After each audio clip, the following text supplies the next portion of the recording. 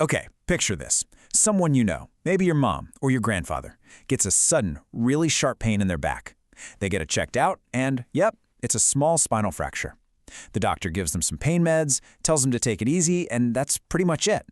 But what if I told you that tiny fracture was a screaming fire alarm for a much, much bigger problem? A problem that's being almost completely ignored. Let's get into it. This number, this is what this is all about. 88.3%. A huge study by Malikon and his team looked at over 140,000 patients and found that nearly 9 out of 10 people over 50 who get one of these spinal fractures get absolutely no medication for the disease that's almost certainly causing it, osteoporosis. So that's the big question, right? How is this possible? When you have such a clear warning sign, why are so many people falling right through the cracks? We're going to follow the evidence and figure out what's going on. All right, first things first, we need to understand what this injury, what's called a vertebral compression fracture, or a VCF, is actually telling us. It's more than just a broken bone. And here's the absolute key. A VCF that happens from something simple, like coughing or bending over, isn't just an isolated back problem. According to the World Health Organization, that event right there is a diagnosis of osteoporosis. Full stop. Think of it like a system-wide failure alert. It's a sign that the entire skeleton has become fragile, and the risk of another break, maybe a hip fracture, has just gone through the roof. So, knowing this fracture is a diagnosis, let's take a closer look at the data to see just how bad this treatment gap really is. And wow, looking at it like this, it's not a gap, it's a chasm. For every 10 people who get this crystal clear warning sign, only about 1 of them gets started on the medication they need to strengthen their bones. That leaves the other 9 completely vulnerable.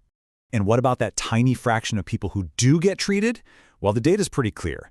The go-to medication is a type of drug called a bisphosphonate. Specifically, alendronate, you might know it as Fosamax, is prescribed almost 2/3 of the time. It's the standard first-line defense. But the story gets a little stranger when you look at it over time. The treatment rates were never great, but they did hit a peak back in 2008 at just over 15%.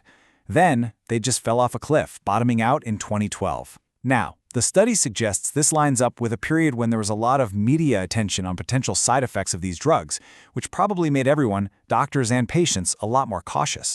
And now, we get to the part of the study that just makes you scratch your head.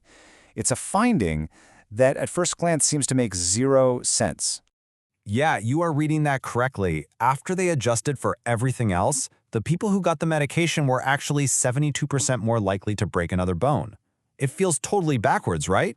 So you have to ask, is the medicine actually causing more harm than good? It's a fair question, but the answer is almost certainly no. Let me explain why. This is a classic case of what's called a confounding variable. It's like this. If you go to an emergency room, you'll notice that the sickest people are the ones getting the most intensive treatments, right? But the treatments aren't making them sick. They're getting treated because they're already so sick. It's the same thing here. The doctors are correctly identifying the patients with the most severe osteoporosis, the absolute highest risk, and those are the ones they're treating. They were already on a path to another fracture. Okay, so if the name of the game is finding these highest risk patients, how can we get better at it? How can we spot them sooner?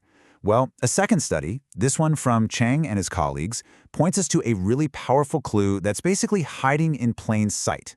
And that clue is something called a Hounsfield unit, or an HU value. And the cool thing is, this is a measurement that can be pulled from any standard CT scan, a scan a patient might have already gotten for a totally unrelated reason. So to put it simply, the HU value just measures density. And when you're looking at bone, a lower number is bad news. It means the bone is less dense, more porous, and a whole lot weaker. That Chang study found that a low HU value was a really strong predictor of who was going to have another fracture. It's a red flag we can find on scans that are already being done. So let's put all the pieces together. We've got this huge care gap, a weird statistical paradox, and now a potential tool to help us predict who's most at risk. So how do we actually fix this? Okay, so here's the bottom line.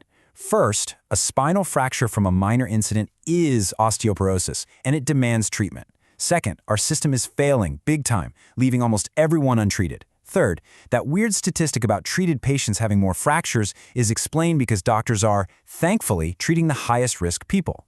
And finally, we have tools like the HU value from CT scans that can help us get ahead of the game and find these high-risk people before they break another bone.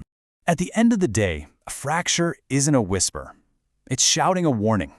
It is a critical moment, a chance to step in and stop a whole cascade of future injuries that could be way worse. The science is there. The tools are there. So the real question isn't just whether the system is listening, it's whether we're ready to start asking the right questions for ourselves and for the people we care about.